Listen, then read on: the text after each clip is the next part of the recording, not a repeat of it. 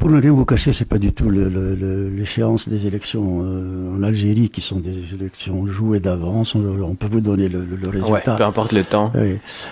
Non, ce qu'il faut continuer, c'est le combat que nous avons toujours initié, qui consiste à tirer vers le haut le débat dans un moment de profonde répression. Vous avez parlé d'Amira Bouraoui, mais malheureusement, il y a plus de 300 jeunes qui sont en prison en Algérie, simplement pour avoir mis un post ironisant sur l'action gouvernementale. Oui.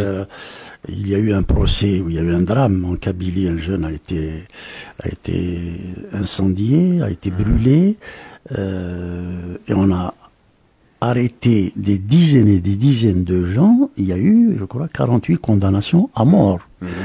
Pour vous dire le climat de violence et de brutalité qui sévit aujourd'hui.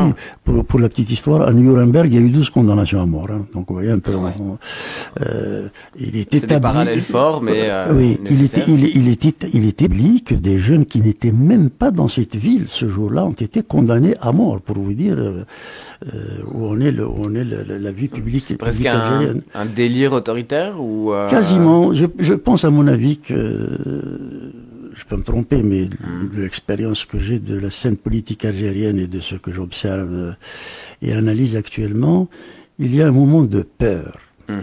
Après le boulet de 2019, qui est passé très près, les dirigeants ont pensé que la seule manière d'avoir la paix, c'était de tout fermer, de tout verrouiller. Une réaction de peur. Une réaction de peur. Or, les régimes qui ont peur sont toujours les plus dangereux, parce qu'ils peuvent céder à la panique, et la panique, quand on a les moyens de l'État pour réprimer, on sait où ça mène. Donc, nous sommes dans une situation particulièrement critique, et c'est la raison pour laquelle il faut absolument continuer la lutte que nous avions initiée lorsque nous étions jeunes face à la dictature de Boumediene avec la même détermination. Radio Azul International, la radio sans frontières.